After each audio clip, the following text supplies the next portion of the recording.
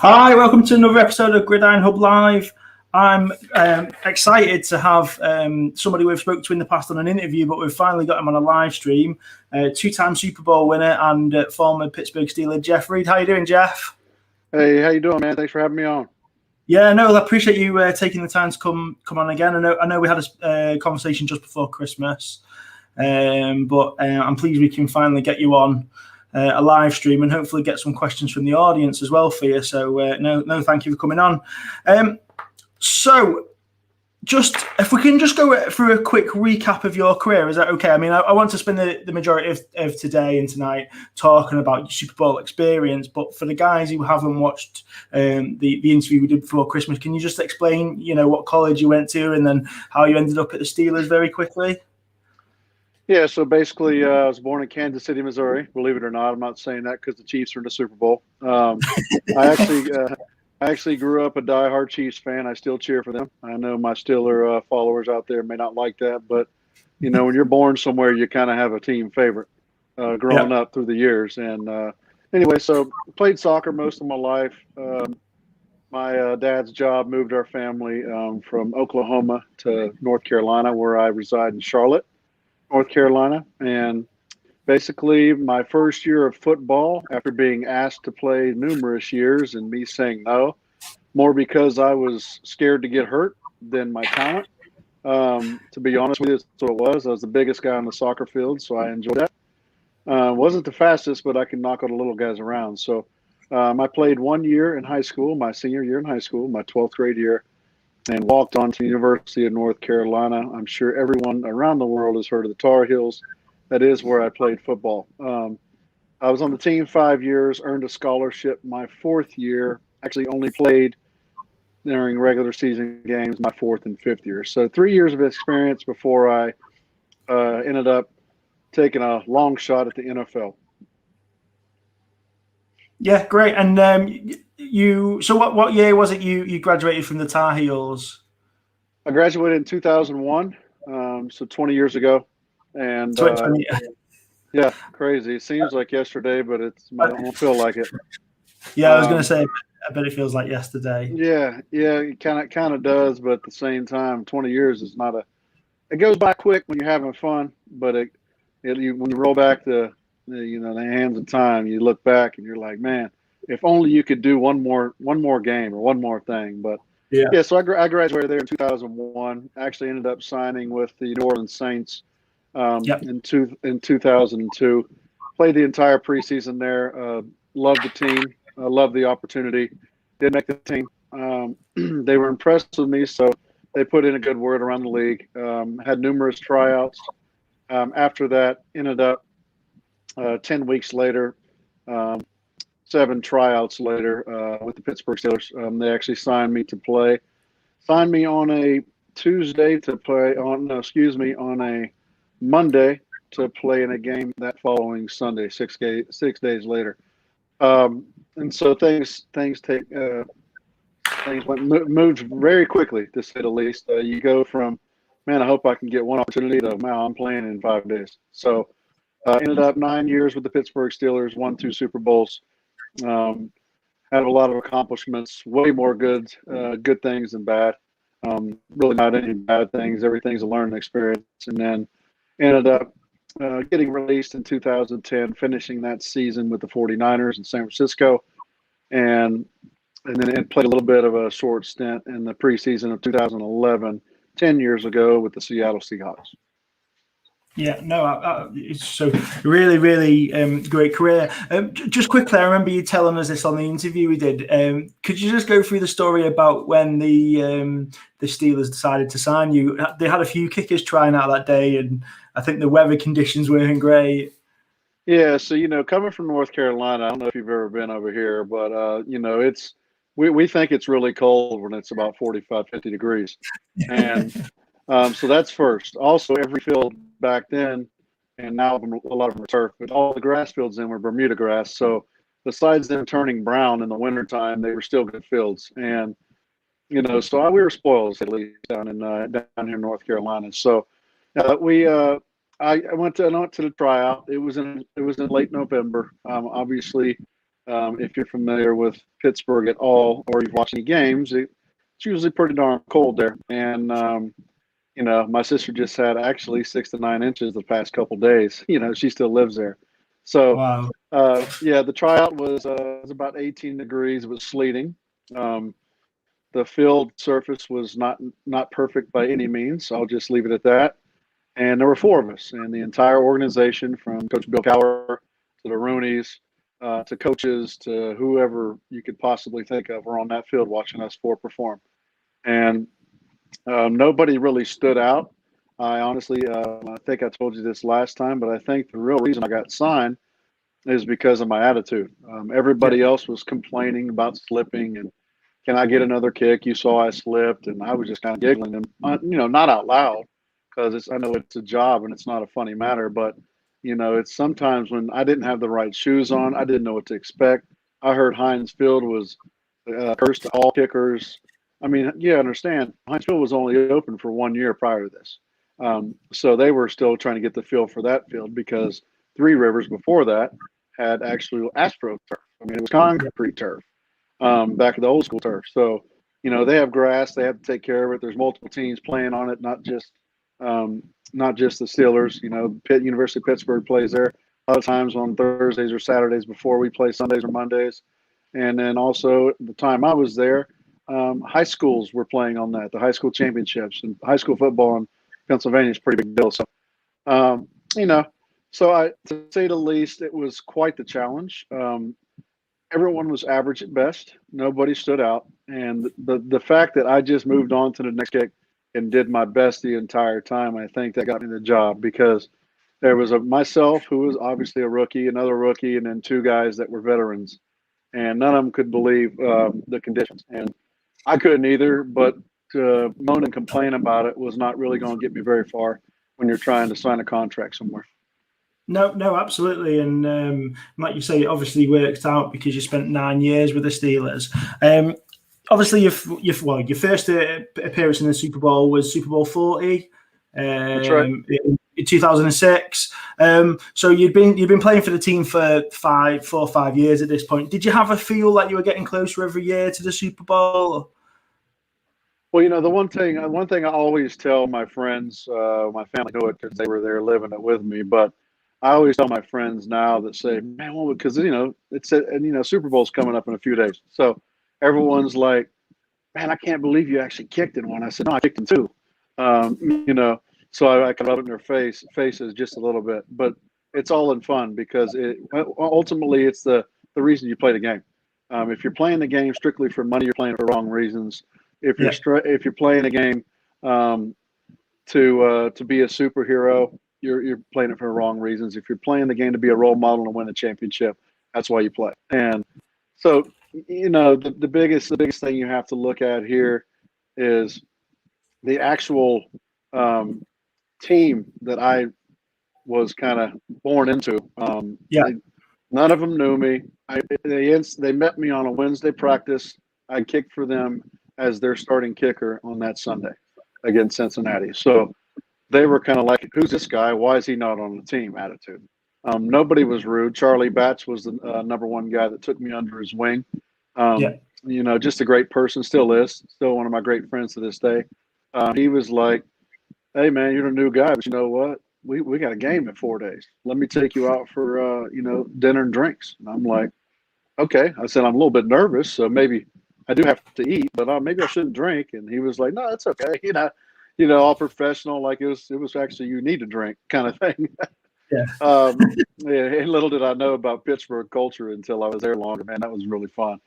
Still is to this day. But, he took me out, and, of course, it was it's not like college where you build relationships and all of a sudden people got your back as your friends.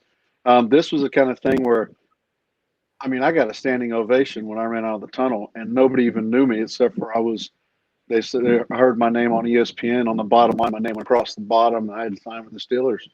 And, but I knew once I got to know this team, of course, I was starstruck playing with Hines Ward, Tommy Maddox, and Cordell Stewart, Jerome Bettis, and Joey Porter, and the list goes on.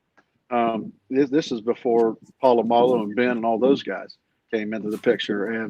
But when you're used to watching guys on TV, whether they make money or not, they're still famous. They're still role models. Yeah. And I was playing with them. I was supposedly that new guy that I'm gonna, I have a chance to be a role model, and that's what I always live for. And so I knew that team was special. I knew Coach Cowher was a special coach, and he gave me an opportunity, so that made him even more special.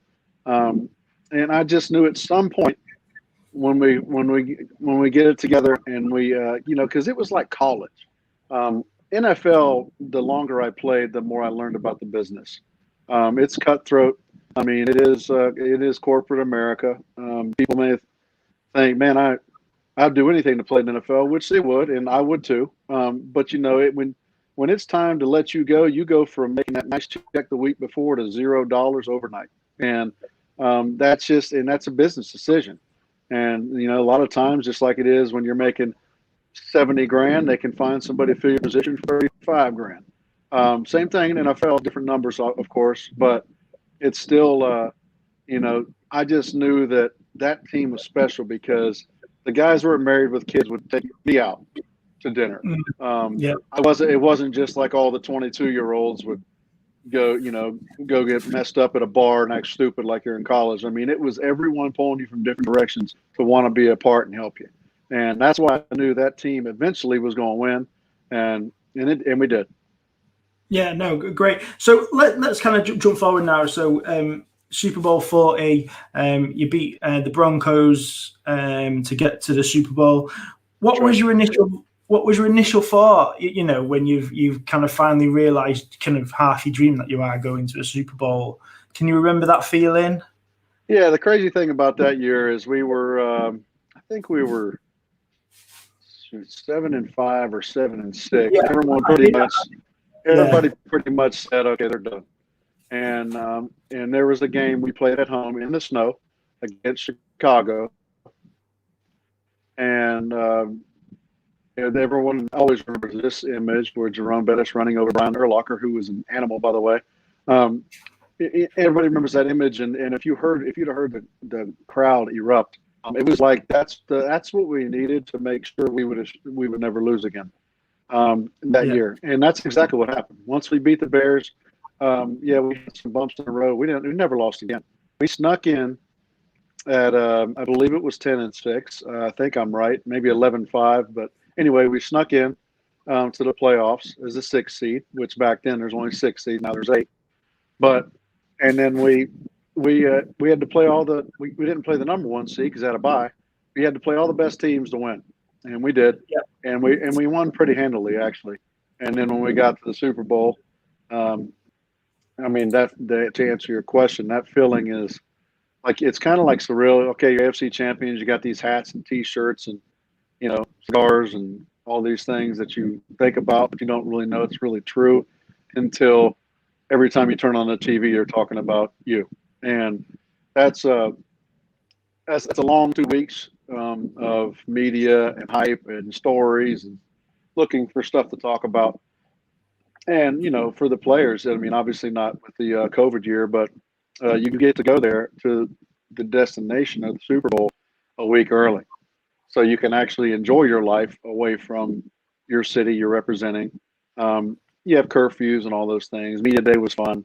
Of course, I dealt with a bunch of soccer analysts and stuff because of my kicking skill. That was fun. Just different stuff. You wear wigs. You act crazy. You have fun. You take your pictures. Then all of a sudden, when Wednesday comes, yes, you still do interviews and stuff, but it's time to get ready for the week. And it's crazy. Like, you don't have your credential on. Doesn't matter if you're me. Doesn't matter if you're a starting quarterback. You're not getting in the hotel, because it's a security issue. And, I didn't know any of this stuff. I just knew that, man, we're going to the Super Bowl, and wow, I mean, who would ever imagine this? Just playing a game in NFL and getting credit for it and going down in history and the NFL and the Pittsburgh Steelers franchise history. That's pretty cool in itself. But now I get a chance to win that Lombardi Trophy. And, it doesn't really hit you until all the hype, and then you get to the city you're playing at. That first one was in Detroit, Michigan.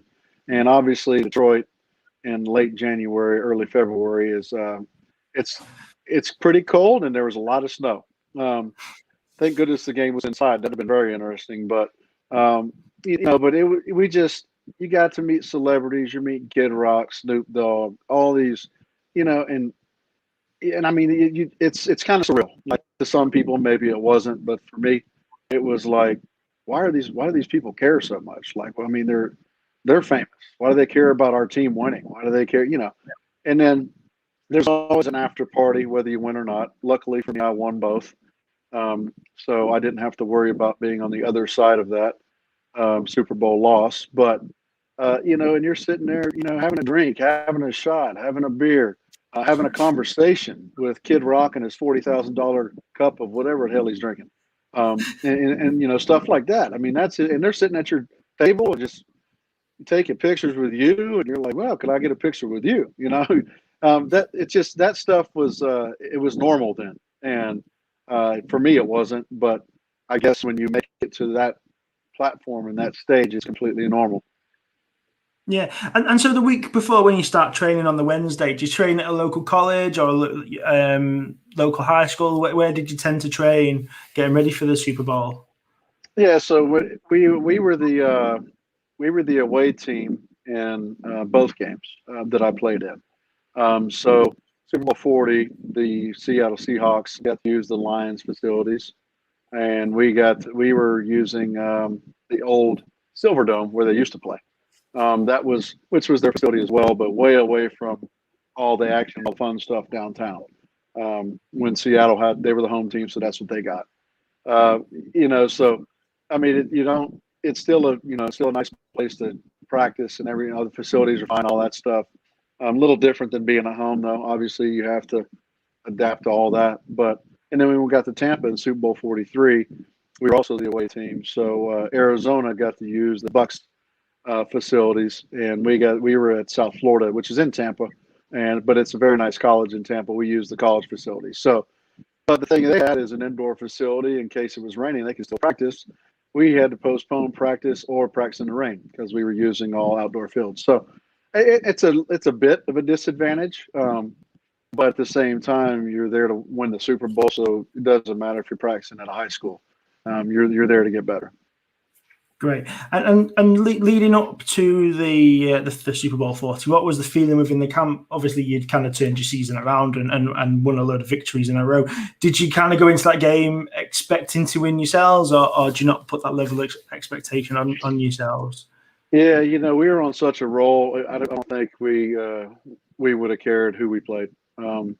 We were just, I mean, we beat the Colts. We beat Denver. We beat the Bengals the first round. And that's tough to beat a team. I don't even know if we beat them 3 times that year, but it's tough to beat somebody, especially in your division, 3 times. It doesn't happen. And if it does, that's just a hell of a job. But we were just on a roll. And then also some guys on the team had convinced Jerome Bettis to come back that year, and his hometown is Detroit, Michigan. So that week leading up to, I talked about the practices and the media days and stuff like that. But we actually got to, as a team, not just players, coaches, training staff, upper office, everyone got the opportunity to eat in Jerome Bettis's mother's house. And we were all sitting basically on top of each other because there's so many of us, and there's not a whole lot of small guys. And we would be full, and she would continue to say, all right, well, the next course is this. And to actually be in Jerome's mother's house and be, get fed and eat well, and, to have some camaraderie like that. I mean, that's just, Jerome was going to retire before that season. And he said, all right, I'll give it one more shot. His body was hurting. And not only did did he play great, but we got to play in the Super Bowl in his hometown and win it. It was all kind of like a movie. Like some people say, "Oh, that y'all were destined." Well, I don't know. I don't know if we were destined to win. I think we deserved it. I mean, because we were, to a lot of people, we were out about 11 weeks through the season, and we never lost again. So, that's part of the movie too, if they want to call it that. So that was really cool. And you just. I mean, you do everything at night. Applebee's was fun. It just places that you get a car to share with one of your teammates. at the Super Bowl, so you obviously don't have transportation. You have curfews and stuff, but you're allowed to go out and enjoy your life. And it was obviously in Tampa, we had just as much fun. It's not, if not more, but it's also 70 degrees. So there's a lot more things in Florida to do than Detroit that time of year. But there were, I mean, I did commercials with Josh Brown, who was the kicker for the Seahawks, and just different stuff. Little gigs you have that are fun, and team battles and all that stuff. And then once you have your last few days of practice, you go to actually a different hotel, and then you head to the game that Sunday. So the night before the game, your head hits the pillar. Could you sleep, or did you just have all sorts of kind of memories and pressures going through your head that night? You actually sleep. I mean, I can't speak for everyone, but you actually sleep pretty well because you don't have to worry about answering any more questions until after the game. Now it's a football game. Yes, it's a very important one, and it's the last one of the year, and you can either be a champion or a runner-up. But it's still a football game, and all the outside sources that have been distractions, or family members that have been distractions, or friends, or whatever, people wanting tickets. I mean, that was one of the toughest things. Everyone wants something, and we have to pay face value for them, so they think they're free. Yeah. Oh, you're rich, Yeah. you got mine. I'm like, I'm not paying $800 for that, dude. But that's how people are when you play at that level. And Yeah, I'm sure it's like that everywhere. But you don't get free tickets except for home games. You get 2 free ones. But so I think for the most part, I mean, everyone was away from everyone. Guys who were married with kids were with them all week, and then they get to go to a different hotel and sleep. So I'm pretty sure that you sleep pretty well.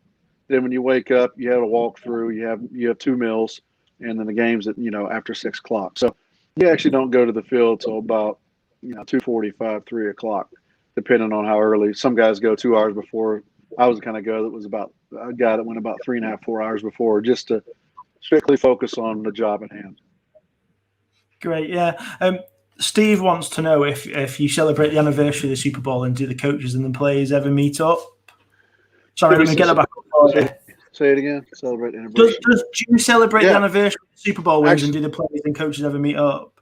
Actually, yeah. Yes, 2 years ago was the 10-year anniversary of Super Bowl 43.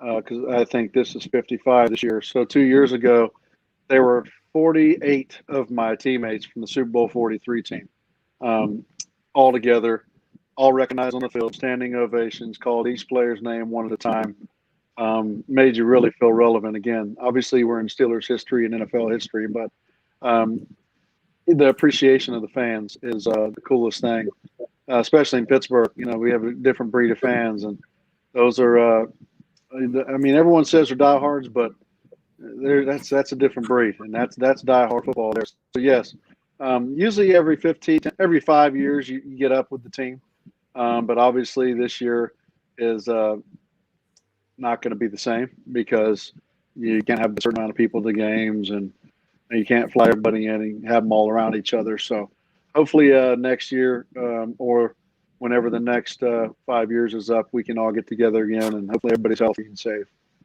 No, absolutely. So am I right in thinking Super Bowl 40 was a Super Bowl that you took the initial kickoff of the game? That's right. Yeah. Do you want to just tell the story? I remember you saying about the flashing lights when you were taking the kickoff and how and what that felt like. Yeah. So as a kicker, you don't look up because you'll miss the ball. Even if you're that good, if you do hit the ball, you're not going to kick a very good kick. So, but normally you act like you need to point to the left and right, make sure your guys are paying attention and ready, and then it's strictly on you.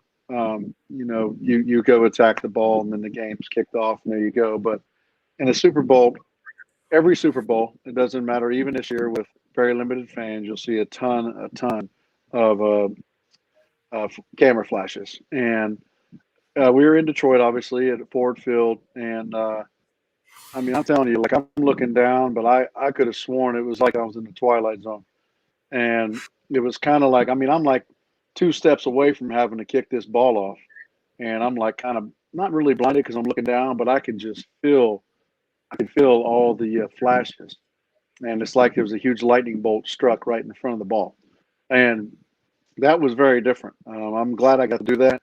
I'm also glad the kick went straight and high, because that could have been bad. But it's very different. I mean, every game, probably opening kickoff, you're going to hear a lot of noise. You're going to maybe see some camera flashes if you look around, but nothing's like the Super Bowl kickoff, first one.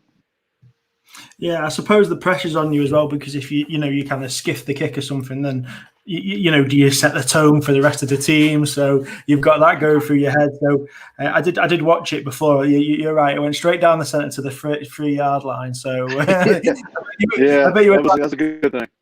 Yeah, I bet you're glad to see that.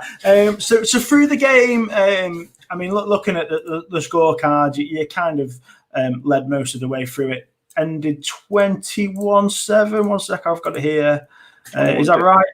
21-10. 21-10. Yeah. So Seattle scored 3 points in the initial quarter, and then you scored 7. Well, you scored. I take it as a touchdown in every end. The quarter 2, 3, and 4, and they scored in the third quarter as well. So, right. So going into the fourth quarter, you were up 14-10. So, what was that fee? Because by the looks of the score, you may tell me otherwise. Actually, have to score any field goal. It was just extra points. Is that right? Was it just extra points for you? That's correct. Yeah, I had 3 extra points. I made all 3. Had 4 kickoffs.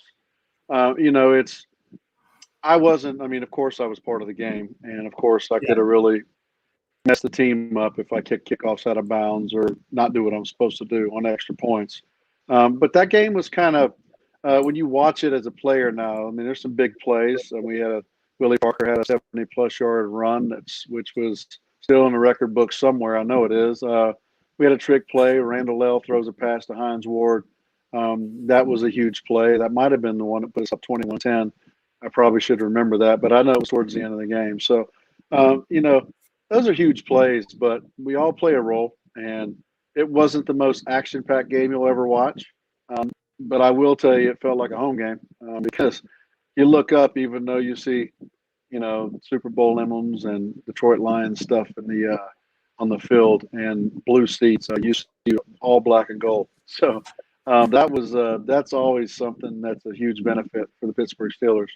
So, I played a huge role, but at the same time, it wasn't any game-winning kicks, nothing like that. I think to be fair, you played more of a role in the Super Bowl 43, and that's kind of the game I want to concentrate more on. And because there's some moments for you in there, and there were some moments when I was watching it before, and the only thing I could think is I wonder what Jeff's going through at this time. So I'd love to get into that with you. But yeah, so obviously you went on to win Super Bowl 40. What's the feeling like when when the kind of the final whistle goes, when you've won it? Did that just make all the sacrifice worth it for you and for your family? Because I know you said your dad used to take you to kicking clinics and stuff like that. Did it make it all worth it? Yeah, of course. Just the fact that I got an opportunity in college and an opportunity in NFL, which so many people deserve, and it's just a numbers game. Just the fact that happened, it was worth it. But like I said, you play the game to win, and when the confetti drops, and I get the chills now to this day. I mean, that's 15 years removed from the first Super Bowl I played in. When that confetti drops, and you and your parents are jumping out of the stands into your arms to come celebrate with you as the ushers try to yell at them, like they can't do that. In those things, and then the parade, of course, a couple days later. That's what you play the game for, and it's still kind of surreal, but once you've sorry about that, once you've see that confetti and you have at least one more point than that other team, you are officially world champions, and there's really not a better feeling. And and I'm sure you're going to get to it, but I'll go ahead and tell you, we party all night. You probably hardly sleep, and if you do sleep, it's not good sleep. You wake up in the morning. It's a good guardian at 9 a.m. There's 2 different flights that take the parents of the or the family, should I say, not just the parents, families of the players and the players all combined on 2 flights, and at 2 different times you can leave, and you get home to tons and tons of thousands of fans that are at the airport. As you land, you just look out the windows and it's like, man, these people are crazy. But that's what they live for too. They probably had some of the best years of their lives after winning a game, not just a Super Bowl. And I lived. When I was there, I had Pittsburgh Penguins hockey team season tickets, and they won when I was there. And I was not only at the games, but I celebrated with the Penguins because I knew a handful of players. And I'm like, man, I've done this before, but it seems kind of cool as a fan too, because I don't even know how to skate. So I'm definitely not going to go sit out there and critique hockey players. But it's you get home, you enjoy yourself.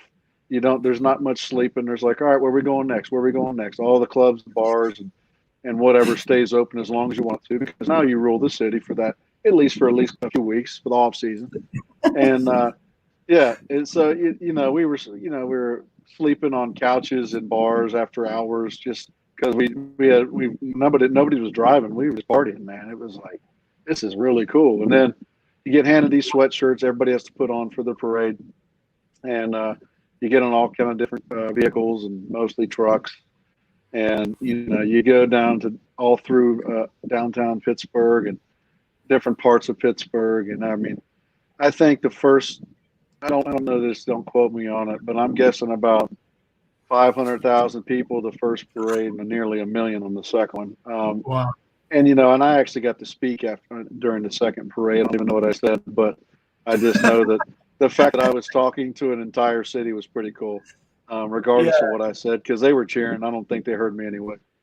No, that's great. Just quickly on the Pittsburgh Penguins, was Mario Lemieux there at the time, or had he left? He was not playing, but he was part of the team. And wow. It was the guys I hung with were Ryan Malone, Colby Armstrong, Max Talbot, Sidney Crosby. Sidney Crosby. Would he have been a young lad at the time? He was. What'd you say? Would he have been? He'd have been quite young at the time, would he? Absolutely. Oh yeah. He wasn't even. He got there to play professionally, and I don't think he was legal to drink for 2 years. But that's different hockey, man. Yeah, to be fair, I do like hockey. That's a conversation for another day. Not as much as I like football, but my team's Boston. But again, we won't go into that. Emil has asked a question. Emil has said, "Hey Jeff, do you feel that the Super Bowl media focuses too much on quarterbacks? For example, as both Brady and Mahomes has received more coverage than any other player on the teams?" Yeah, that's a good question. This one's a different breed. So. You got Brady, who is in his 10th, I guess, Super Bowl, or 11th, something like that, and has a chance to win his 7th. So, I mean, that doesn't even sound right. Most people just want to make the playoffs so they have a chance to go fight for the Super Bowl. So obviously there's going to be a lot of focus on him. And then Mahomes is the next GOAT, if not the GOAT. If he beats Brady and then he continues to win Super Bowls and do that along the way, then he's going to be the GOAT. So that's what they're all talking about. And obviously two very different quarterback styles, but two awesome individuals. I do think that you have to give credit to the organization for every position they put in there. You got to give credit to, like when you look at little things, and like the Chiefs offensive line, four of their initial starters aren't playing in this game, and they didn't, and 3 of them didn't play in the playoffs, and 1 guy got hurt last week. So, you look at that too. But it's always that quarterbacks are your LeBrons of the game, man. It's just the way it is. I mean, they're talking about receivers. They're not putting much focus on running backs. But both teams are stacked with receivers, and both teams' defenses have gotten way better throughout the season. So, and then you're talking about the coaches, of course. So, I mean, I do think they put a little bit too much emphasis because after 2 weeks, you're ready to just turn the TV off. But at the same time, when you have these 2 quarterbacks that could be 2 of the best, or will be 2 of the best that ever play the game, kind of deserves some attention. Yeah, no, I'm right in thinking, isn't it, as well? The Chiefs kicker is Harrison Buckner. I hope. Yeah. I basically, what year were we in? Maybe 4 or 5 years ago, I went to watch a college football game in Ireland, which was Georgia Tech versus Boston College, and Harrison Buckner was the kicker for Georgia Tech, and he was on. So we were about 5 rows from the front, and I was watching him doing his warm up. And I've never seen a guy kick himself in the head before, but he could kick himself in the head. He was that flexible. It was just ridiculous. So, it's good to see him, kind of, he's gone on and he's probably one of the best kickers in the league now. So, so just quickly going back to Super Bowl 40, and then we'll go on to Super Bowl 43. You mentioned that it was, kind of Jerome Bettis' home stadium, home city, After the game, was there a massive kind of relief for him as a team? Did you all feel like you'd done your brother proud and that? Yeah, he I mean, of course he believed it, but I will say he couldn't believe it. Like a lot of things crossed his mind about, I just need to retire. My body's beat up. I need to be with my family. I played this game I love for years. He set a lot of records, and there's all kind of accolades he has, but ultimately he was the kind of person that wanted to go out. Everybody wants to go out with a win, but just give an opportunity to win. And he made the right decision to come back. So I think there was a huge sigh of relief. As long as he lives, his last game was a Super Bowl victory, and I don't think many people at all can say that. Unless there's somebody on that team with Jerome, or a team that down the road that literally retired, or maybe an injury happened and never played again. But I mean, that's a tough thing to do. There are some guys with huge names that are very talented players that that get a chance to determine their own destiny if they stay healthy. But that's a very, very minimal amount as well. Everyone, I wouldn't say greed is the term, but once you've made it, once you've seen success, once you've seen victory, you don't want to stop. I mean, I think to this day. Now, I mean, obviously, I've had some health issues with broken back and stuff like that, which aren't healthy and good for you at all. But I think I had at least 3 to 5 years in me. But also, I wasn't really God's plan. I didn't get another opportunity. I got a couple trials and I didn't get picked. And I was thinking, man, how in the world can I not get on a team? I won 2 Super Bowls. I'm 83% for my entire career. How in the world am I not getting a shot? But there's a bunch of young talent out there, and that's ultimately what it boils down to. Is, do you sign a guy that you hope makes it through the year and stays successful, or do you sign a guy and he may not be the most accurate guy in the world, but he's going to be there 5 years as long as he stays healthy and he's stronger, and hopefully you build his mentality up. So I think for Jerome that was awesome, and like I said, to this day, his last game he ever played in the NFL or a football in general competitive game was a Super Bowl victory. Yeah, no. Have you just quickly before we move on? Have you got the ring there that you won? Yeah, I do actually. Yeah, I got them last time, so I don't know if you can see that, but that's the one. There's 5 Lombardi trophies across the top. That's the Steelers' 5th trophy. That's what that means. And then you got on one side, you got the score 21-10, 2005, because that was the season. 2006 was the game. And then on the other side is that's the score. You can see it. And on the other side is my name and my jersey number and NFL symbol. So that's the one that we earned at the Super Bowl you're talking about right now. Yeah, and final question on that: how long does it take after the game for you to get your ring? I think we got them in June. You play in February. Yeah. I mean, the captains, which I was not a captain in that game, the captains get to design the ring.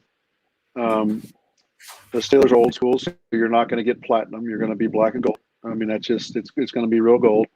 I saw some teams my buddies played on that had platinum rings that look really cool, but I mean, the Steelers are not going to do platinum. They're a gold team. They're a gold city. That's what they're going to do. But that ring was very well designed, and the other one is twice that size when we get to talking about that Super Bowl. Well, yeah, that's a great segue. Let's get on to Super Bowl 43. So 2009, you beat Baltimore in the AFC Championship game. Like you say, you're playing it in Florida. Am I right in thinking that's the same Super Bowl stadium of where this year's is? So you can kind of...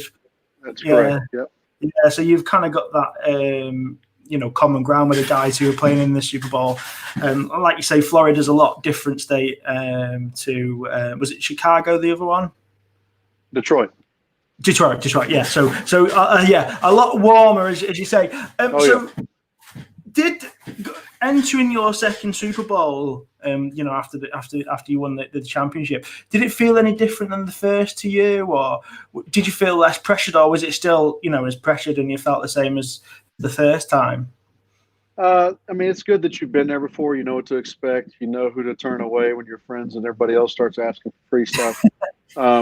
And you knock that out within the first couple of days. So then the next, 12 days you have a chance, even though you deal with the media, the next 12 days you have a chance to prepare for the game.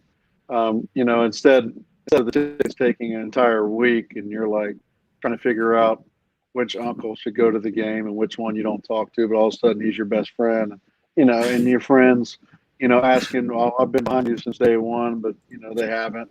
So those are the things you have to that you learned. That was the main thing. Obviously, playing in a game, yes, it's a Super Bowl, and yes, it's another game, but it is an important one. But the little things, the tickets, the travel reservations for because you get a couple free flights in there. So my parents are taken care of. I got to take care of my sisters.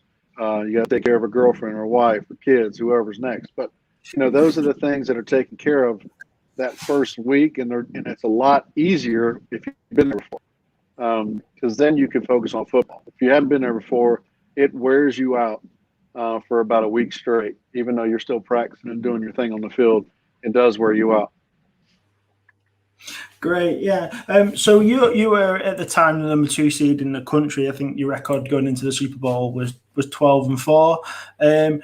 Obviously, strong favourites against the 9-7 Arizona Cardinals. Did that heat pressure onto your record? The fact you were going in there as the favourites, there wasn't this long run of wins behind you. Although you did have it, you were the favourites, and everyone expected you to win this. Did that add pressure to the game?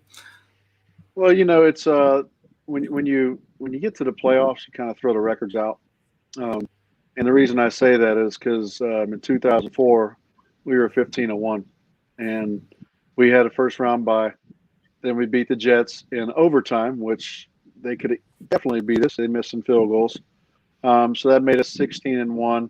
And then New England beat us pretty good in the AFC Championship. So then we finished the season 16-2 and never made it to the Super Bowl. So you kind of throw records out. Yeah.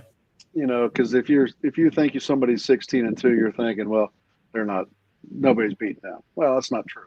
And we were at home. We had everyone behind us. The crowd was great. We just didn't perform well. But going back to what you're talking about, Arizona had a hell of a run, and they snuck into the playoffs, but they were there. So once again, if they made it to the Super Bowl, you got to look at their players. They got Kurt Warner. They have Larry Fitzgerald. They have some huge names. They have great coaches. So a couple of our former teammates, Pittsburgh, were on their team playing defense and other positions. And, you can't go in there thinking, well, we're favorites, so we're going to win. Well, you are positive and you are confident because there's no other way to play the game.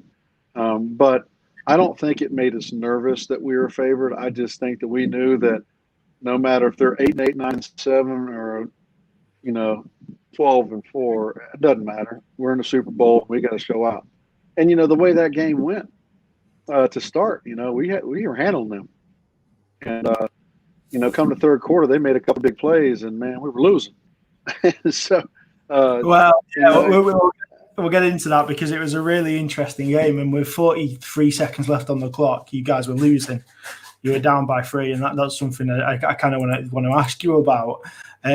So yeah, we will definitely get into that. Did the weather help you much or hinder you much? The difference between Florida and Detroit. I mean, you couldn't ask for a more perfect game to play in. It was 65. It was very, very, very light wind, if any, and no rain, nothing. I mean, it was perfect football weather. It was perfect opportunity to showcase any game plan you guys, the teams had. You could do anything in that day, and And so that's that. I mean, it's not like it was a downpour and you had to resort to the running game only or anything like that. It was strictly as close to perfect as you can think of. yeah, perfect. And I think we breached this in the last conversation we had. Is it easier to kick in the heat than the bad weather? Oh yeah, usually it is windy in Florida, so I would never say it's not windy. But when you have your footing and you have a little bit of humidity, as far as I know, other guys may sweat more and lose some weight and have to stay more hydrated than a kicker. But it does help. The balls swell. Um, they're thicker. They're softer. When you're kicking in the cold weather, regardless if it's windy, I mean, certain days it feels like you're kicking a glass bottle, and that's why you see 6 to 10 yards difference in kickoffs, and 45-yard field goal is no longer something that you should definitely make. It depends on depends on how you strike the ball. Yeah, great. And so, as you mentioned previously, you were a captain for Super Bowl 43. And had you been a captain through the year, or was that did it change every week? How did that come about? No, I was picked as a captain for the entire season, and the following season, and it was an honor. I think it was just out of pure respect from my teammates towards me. They knew how hard I worked. Like kickers, your job is about 1.3 seconds once the ball snapped. Anything longer than that, you're going to get it blocked. Anything, so you train you train your ass off for 1.3 seconds times about 8 times a game. So about 11 seconds of the game. And I mean, kickoffs can take longer, of course, but ultimately there's not as much pressure on you in kickoffs. There can be, because if you're told to kick it right outside the numbers or left or whatever, onside kicks, that's different. But if you miss hit a kickoff, you can still have your other guys make great plays to keep those guys deep in their territory. So, when it comes to field goals, like I said, you're looking at 1.3 or less seconds per play. So it doesn't matter how much training you've done or how hard you worked. That's all you're getting per time out there. And so my teammates knew that. I mean, I worked out with linebackers and tight ends. I didn't do as much weight as most of them because they're all animals. But I was always in a weight room, and if I didn't kick that day, or if I was done kicking, I was doing some kind of cardio or something to get better. And I know the persona of a kicker can be like, "Oh, you're just a kicker. I mean, what do you do? Just go ahead and kick? How hard can that be?" That's what a lot of people say. And once you try it, you don't say that anymore. But at the same time, there are a lot of guys that are lazy and all they do is kick. They don't work on flexibility. They don't work on strength. They just have a God-given talent. That's what they do. And but I didn't believe in that. I believed that if my teammates are out there working their tails off, then I have to do something that's going to make me better for them. And so that's why ultimately I believe I was a captain. Yeah, no, absolutely great. So getting into the game, the first quarter, you've got Big Ben playing at this point. He gets a touchdown called back. His knees down on the 1.5-yard line. You have to go and make a field goal. I noticed in the video it was on the right hash. Did it ever matter to you where the ball was, or was it just I'm just going to kick it through the where it's meant to go? Me personally, and most right footers like the left hash because that's if you do anything and you barely hook it, you'll probably make it anyway. But if you're on the right hash and you're further back, you have to aim a little bit left. And on top of that, if you hook it, it's going to go way left. So most right footers, not all, like the left hash, and most left footers like the right hash. But I will say something about that kick. I'm glad you brought that up. So it wasn't on my mind. So, it was an 18-yard field goal, which because the ball was on like the half-yard line, we were afraid to put it back too far and give them an angle. So it was an 18-yard field goal, and that's the shortest kick that you can possibly kick in a game, no matter what you do. So that is the shortest field goal in Super Bowl history, and it will maintain that way. Not to say Wow. I'm super proud of that, but that's probably something nobody ever looks at, and that is true. You can never kick more than or less than an 18-yard field goal. Just a quick one, and then I've got a question to ask you that's come through. Were you surprised that they didn't go for it on 4th and inches, or were you relieved that when they called your number, what was going through your mind at that point? Of course, I want the opportunity, but we need 7 is better than 3. But I think in that situation, it's early. We need some points to get the ball rolling, and our defense was stout. So we didn't. We had a great defense just about every single year I was there. We were top 5, if not number 1 in the NFL, and we played a lot of 17-13, 13-7, 17-10 games, and it wasn't because our offense was bad. It's just we were playing a bunch of great defenses, and we had a great defense. And the game today is there are tons of shootouts, and it's not because there's bad defenses. It's just these offenses are potent. Yeah, they've got better. Russell wants to know: do kickers do any tackle practice, or is it just instinct and grit? Well, in training camp we did, and it wasn't tackling a person; it was tackling a bag. So we wouldn't get hurt, but they do teach you, believe it or not, which I think is great. We hope we don't ever have to get in the middle of it, but that's why you wear pads and a helmet, because you're live. Because your job is to punt, kick field goals, kick off, whatever it is. But if it comes down to it, you got to hit somebody, or at least get in the way of someone. So they do teach you in training camp, at least the Steelers did. And then if you obviously a bag's not moving. Like those returners are lightning fast. So, but just to have the idea in the back of your head, just in case this ever comes down to me, I'm confident that hopefully at least get in the way enough for one of my other teammates to get him down. Yeah, no, great. Thank you for answering that. So from that, you kind of finish the first quarter, you're 3-0 up, you score 14 points in the second, so 2 point after attempts for you. Arizona gets 7. So you're going into halftime 7 up. What was the feeling at halftime in that game? Did you feel like you had to keep working, you had to keep grinding? Well, James Harrison's 100-something yard return. To be at a neutral site. That was a pick 6, wasn't it? I remember. That's right. That was strictly instincts. He was supposed to play a different. He's supposed to play that position, but he was supposed to play a different receiver or running back out of the backfield, and just took a chance because he trusted what he knew and thought, and it was a hell of a play because they score there. It's a totally different game, even though it did come down to where it was close. That play.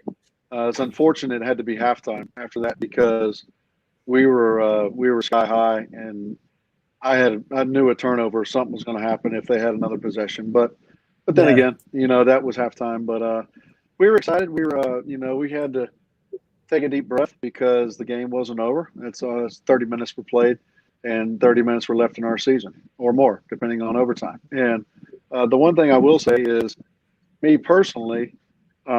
Most people didn't know this because I did not disclose it. I had a partially torn hamstring on my kicking leg, and all week, and I didn't tell. I told the trainers because I had to get treatment on, and they had to know what it was. But I was like, "Listen, I'm playing in the Super Bowl. So don't even think about telling the coach. Don't think about telling them I can't kick." I said, "I don't care what it takes. I'm playing." And so I had to, I had to take a little extra medicine to say the least at halftime to get through the second half, and I knew that just the way that games go, I may be the one that needs to hit a game winner or a tying field goal to bring our team through, and so I didn't want anyone else to have to do that. I was like, so there's 2 things that can happen. I finish the game, and that's exactly what I want to happen. Or my leg's going to fly off, and that would be kind of a memory from the Super Bowl as well, and that would probably be replayed for years to come, even though it wouldn't really be a funny story. But at halftime, personally, what I was battling is I need to stay warm, which thank goodness it was 60, 65 degrees, but I can't stretch it too much because then it'll completely tear. So, Yeah. so that was what was going through my head. How was I going to stay ready when the team needs me? Yeah, no, wow. That's interesting. That's good to know that you kind of put your body on the line that much, and ultimately it was worth it. So going out at halftime, like I say, you're 17-7 up. You then get another field goal in the third, which is the only score. So going into the fourth quarter, 27 up, you must have felt quietly confident you're about to win your second Super Bowl. Yeah, we were looking. Of course, 13 points is never a comfortable lead, no matter what people think. But with our defense, I was like, we're fine. But then again, you just have to let it play out, because as soon as you relax for one play or two plays, that's when the other team gets right back in it, as you saw. Yeah. So, I mean, they had a huge play with Fitzgerald, and it was a 5-yard pass that he took for, I don't know, 60 something. So those are the plays that you can allow when you're up 20-7 in the fourth quarter. But those are other team gets paid too. So they're allowed to make plays. So at that point in the fourth quarter, they score 16 unanswered points, which means that they're 23-20 up. And as we discussed at the start of the show, there's 43 seconds left on the clock, probably a bit longer with the drive. I'm curious at this point. So the other team are 23-20 up. Your team are driving down. Is it in your head going, this could come down to me to tie the game? Or do you have the confidence that your offense are going to get it done? I mean, both. You have to prepare as if it's going to come down to you if you're a kicker. But then again, I mean, we got Ben back at quarterback. We got Hines. We got Santonio. We got Heath Miller. We have so many guys, so many weapons that we've shown that we can move the ball all game long. So you think you're going to be fine because we're not playing for a tie. It's a Super Bowl. But again, we had a 3rd down and 10, and I think it was 3rd and 10, something around there. And if we didn't get that, it was going to be about a 51-yard field goal attempt to tie the game. So that's what, if I would have just said, oh, we got this, and been over there, digging at my nose or not paying attention, then it's time to hit a 50-yarder, a time where I could be a hero and maybe even an MVP if I hit another field goal later. A time like that goes to you train this hard to fail your team. And nobody's perfect, so I would never think I was a failure, but I was really hard on myself. So if anything ever did happen like that, it would bother me to this day. Yeah, I was going to say that's, because, you miss a 50-yarder in a regular season game. You've got another game next week. You can potentially make up for it. You miss a 50-yarder with a minute left on the clock in the Super Bowl. Like you say, you're living with that regret and that disappointment for the rest of your life. And I suppose luckily for you, you didn't get to that. But I suppose that's the bad side of being a professional athlete. There is times when you're under so much pressure, it can seriously hinder you. But yeah, I was just curious what your train of thought was as they're driving closer to the end zone and they're getting themselves into 3rd and 10s. You thinking this could come down to me, and even knowing as well you've got your injury. You're managing an injury there that obviously the coaches don't know about, and you're thinking, I don't want to let the team down. Right. So with 43 seconds left on the clock, there's a pass to Holmes, which, to be fair to this day, I don't know how he caught it. He's covered by 3 guys. He catches it in the back corner of the end zone and drags his 2 feet. And when I watched it, I had to watch it like 3 or 4 times just to see what happened. I was like, wow, that is amazing. Yeah, the catch was unreal. But the pass, he was triple covered. And Ben's on the run. Running to his right and just throws an absolute dart to where no one else could even touch that ball if you paid them millions of dollars just to touch it. Yeah. And not only did somebody touch it, they caught it. So by both of those guys and the offensive line, those guys, absolute, fantastic play. And then of course everyone always says, "Do you think he got his feet down?" And I'm like, well, there's some long blades of grass in there somewhere, and we got the ring, so I guess his feet were down. I was just saying, I've watched it like numerous times tonight, and like I in my opinion, he got his feet down, absolutely. you know, I can't see why anyone would say he didn't. To be honest, but obviously there's like you said, there's another team, and but if anybody watching hasn't seen the catch, you have to go back and watch it. Really, again, it's a thing out of Hollywood. The catch is just like say 43 seconds left on the clock. I think was that third down as well, maybe. I can't remember now. I don't remember either. But I mean, it was. I mean, just for him to give him a chance to catch that ball. And for him and for Santonio to come down with it, I mean, that's just, you know, and Santonio told us because I think he had a drop on an earlier part of the drive, and he just told the guys in the huddle, which I wasn't there, of course, but they told me. He said he was going to make a play, and I said, well, he sure as hell did. I mean, that wasn't just a catch. That was pretty. I mean, he was such an acrobat that. I don't think anybody else would have caught that ball to this day. I mean, that was unbelievable. And what was that feel? I mean, you know, 43 seconds left, 43 seconds away from losing the from losing the Super Bowl. What was that feeling for you on the sideline? Because also as well, what people won't know if they haven't watched it is the review seemed, I don't know how long it went on for you, but just watching it before, it seemed to go on for about 5 minutes, the review of whether it was a touchdown or not.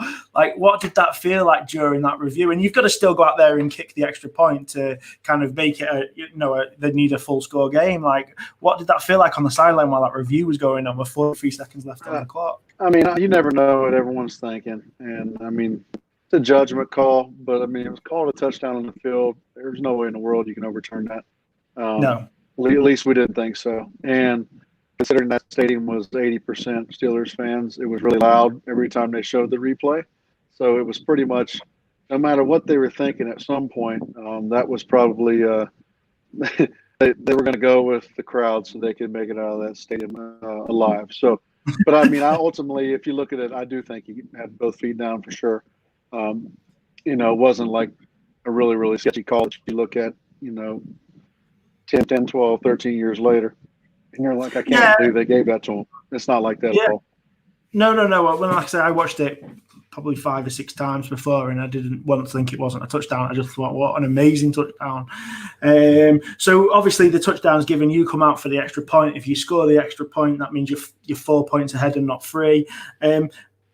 Is that one of the most pressured kicks of your life? And I know it's only an extra point, but you kind of, you know, field goals are no good for the other team, and there's 43 seconds left on the clock. It means they're going to have to try and get to the end zone in 43 seconds and not just get close. So was that the most pressured kick in your life? I wouldn't say in my life, but I definitely would say in that game, even though I made some field goals early, in that game, that was huge because you can forget about the other stuff. If I don't make that, then they hit a 55-yard field goal and we're in overtime. Do we win or do we lose? Who knows? Because it kind of depends on who gets the ball first, because the rules are different then. Whoever scores wins. And so that was I knew once we made that, there was no way in the world our defense would allow them to go the length of the field, because I had a kickoff, of course, and it was my best kickoff of the day. And trust me, I was I didn't care about my leg at that point. The adrenaline was pumping. But I tried to absolutely kill it, and you know, which can be a bad thing. You can shank it and go out of bounds. But I got a hold of it, and I think it went to about the goal line, and then we got them in about the 20, 22. And, you know, they ended up getting to the 50-yard line. You know, so once again, if I don't make that extra point, you know, Neil Rackers has a strong leg. So who knows if they could have got to the 45, he makes a 63-yarder. You just never know. Well, it changes the offensive play calling as well for the other team, because they're not trying to get 100 yards or 80 yards if they start on the 20. They're actually trying to get 40 yards so they can get within field goal range, and so it just changed the play calling. So, like I say, when I was watching it, and I was watching you, and I was thinking, you know, the pressure, and you probably didn't feel it. And at the end of the day, you're a professional athlete, but I was thinking the pressure I'd be feeling right now. I don't know what I didn't. I'd not even considered the fact that, like you say, you're taking the kickoff immediately after. So even though you've made the field goal good, you've then got to kick the ball down the pitch and make sure it doesn't go out of bounds, you know, out of the side. So, you know, I bet when that kind of mad 5 minutes was over, so you've taken your point extra and you've scored it, then you've took the kickoff, I bet you just couldn't wait to sit down and take your helmet off and be like, I've done my job. You know, to say you weren't, I wasn't nervous is an understatement. Of course, I lived for big kick opportunities, but of course, if you're a human being, your heart's racing a little bit. That's just the way it is. When we just saw a hell of a catch or throw and catch, we just took the lead. There's less than a minute left, and now I have to all of a sudden calm my emotions and go add another point to our score.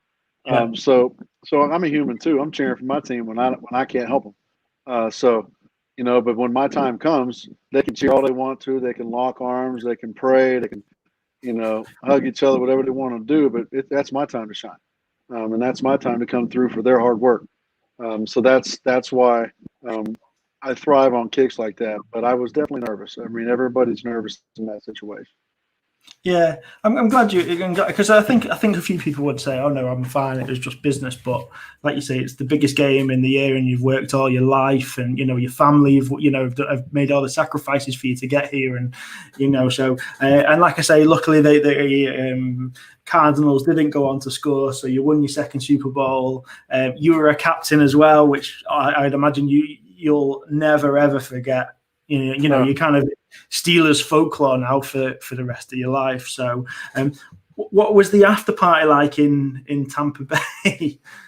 Oh man, yeah. Besides at your hotel, you have a party, and that was when you see coaches and everyone just getting down, dancing, jumping around, screaming, yelling, parents, siblings, whatever it is. It's really as tired as we were. Everyone was, including the people watching, because they were probably nervous.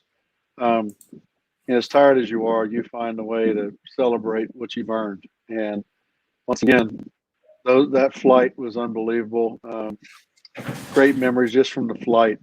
I was pretty much the team clown anyway. So of course I was making all the families laugh and trying to keep it as clean as possible. But we're passing around the Lombardi. Everybody, it was way before COVID, so everybody's kissing it. We didn't really know what was coming up down the road, but it's a really cool thing. You see all the fingerprints on it. You see how great of accomplishment it is, and then once again you go home, you party a couple nights, and then Tuesday's a parade, and then and then the rest is history. It's just. Everyone. I was going to say, this is the one where there's about 1 million people watching. You reckon, and you give a speech as well. Yeah, I just grabbed the microphone, and I think everybody got a little nervous because they were like, "What is he going to say?" But it was just to make everybody laugh and to pump them up. I mean, it wasn't anything derogatory or too stupid. No. You were happy. No, I was super happy, but they said all the captains can speak. And then so I go up there first, and they're like, "Oh, well, he's a captain, but I don't know what he's going to say." But with all the guys, not just the coaches, but the Rooneys and everyone right there beside you, you're not going to say something too stupid. But the fans themselves, they want to see the emotion come out. They want to see the hype. They want to see the tears. They want to hear the yelling, because they're doing the same thing. Yeah, I don't think anybody worked in Pittsburgh for a couple of weeks. I'm going to make it my mission to find that as well online. It'll be somewhere on the internet. It's somewhere in there for sure. Right, no problem. So yeah, like I say, have you got your Super Bowl 43 ring there? And I'll bring it up big screen. Yeah. So there we go. Let's see. Oh wow! Look at that. Yeah. So you see the 6 big diamonds mean that's the Steelers' 6th championship. It's full of diamonds. Of course, it has the symbol that's on the helmet, and then on one side is my name, the Steelers helmet, and number in NFL. The other side is 27 to 23, and has Super Bowl 43. Obviously, that was in Tampa. So, and this one is, I mean, I don't know the real weight of it, but it feels like about 5 pounds on your hand. And you helped design that, being a captain? I mean, I gave my 2 cents, but it was pretty much up to Ben and Hines and James Ferrier. Those guys took it from there.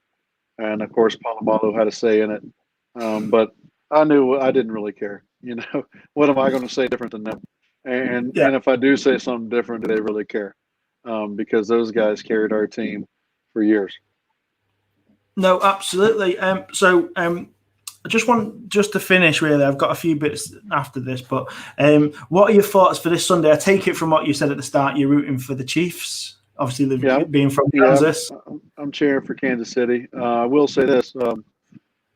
I mean, of course, I respect Brady. I mean, I'm not a huge fan because he knocked us out of the playoffs a couple of times, but you do have to respect him. I mean, what he's done and what he's still doing.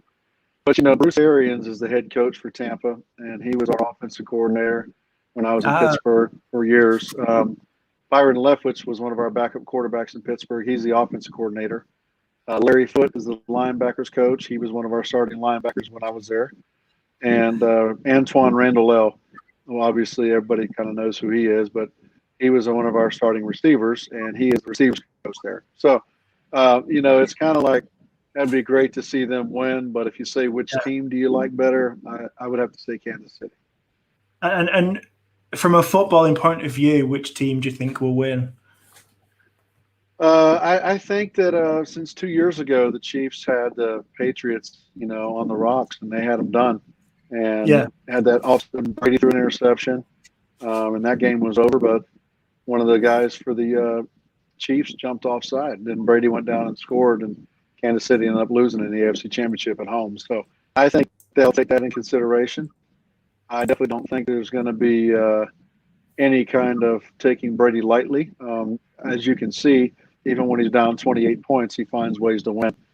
So I think it's going to be pretty high scoring, but I do think both defenses are good. So whichever defense can get a couple turnovers or a turnover at least, I think that's going to be the team that wins. Great, thank you. You might just have seen it popped up because the software does that, but somebody sent me a photo and they've asked if you can explain the story behind it. I don't know if you can see that, but it's basically a picture of you in front of the side. Yeah. All right. So basically, our team photographer, we had a couple of them, but yeah, that's pretty funny. So it wasn't too long ago. She actually sent that to me, and I said, "Why?" I didn't realize it was the heater on the sideline because I was looking. I was like, "Did you find something wrong with me? What's going on?" So basically, there's a heater on the sideline to keep your hands warm, keep your legs warm. If you get too close, you'll catch on fire, kind of thing. But because I was behind it and I was smiling, or I guess maybe she said smile, or maybe I was happy we're about to win. Who knows? Maybe I made a kick, but I thought that was pretty funny. She sent that to me a few years ago, and I was like, that's kind of fitting. Makes me look really good. And I have got one more photo, and I'm sure you've seen this branded around, but again, the same person's asked me to just mention this photo. Is there any story there? Yeah, so crazy enough, we had our team photos one day after practice, and I used to shave my head in the summer or after the season and then let it grow the entire season. And that's how it looked after practice. And once I took my helmet off, that was no hairspray, nothing. That was sweat. And so I was like, okay, I don't know when our team photos are, but can you take this, please? Because this has to go in all the programs. So, this is that's actually on my passport, believe it or not. So I get some interesting looks when I go through customs. But yeah, so that's the story behind that. I was just like, man, this hair looks way too good. The highlights were on point, so I figured, I got to have that one for my team photo. I suppose that shows that you said you're a bit of a joker, and that kind of epitomizes it, really, that you see this photo, you see yourself and you think, this has to be the photo that goes out in all the programs and all the teams see. So, no, absolutely. But no, I think we'll call it there. I know you've got quite a busy time. I suppose you've got, being a 2-time Super Bowl winner, you've probably do a load of media stuff this time of the year. So I appreciate you taking the time out and spending, an hour and 15 with us, just going through your experience. We love to hear what, you've got to say. You've got such good stories. And to be fair, there's so many more stories to come, I think. So hopefully, again, you will come on because, like I say, I absolutely love speaking to you. So thank you for coming on. Yeah, man, it was awesome once again. An hour and 15 minutes goes by pretty quick when you're having fun, just like a career. Yeah, but tell me about it. yeah, it's I know it's late there in your hometown, but I do appreciate you having me on, and I take full advantage of these opportunities because not only do you stay relevant, but people get to know you. A lot of people can watch my highlights, but that doesn't mean they know me. So I think that what you're doing and some of these other guys that I do their radio shows and podcasts or whatever it may be, I think that it's a good thing because it gives a person a chance to relate to the actual athlete or someone they may look up to. Well, yeah, shout out to Jeremy there, who's commented, Jeremy Bradshaw. He's my best friend's father-in-law, and he's a massive Steelers fan. So I knew he'd be watching tonight. So thank you for watching, Jeremy. Absolutely.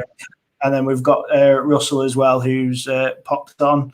I think we answered one of his questions about the tackling. So thank you very much for watching. Yeah, anytime. And then you know who's here. Liz is here. Oh, yeah. Oh, yeah. Good old Liz. But no, honestly, thank you very much for coming on. And like I say, we really appreciate you taking the time. And like I say, we'll hopefully be able to do this again in the next couple of months. But yeah, thank you. You let me know what you need, man. Have a great night. Thank you. Thank you.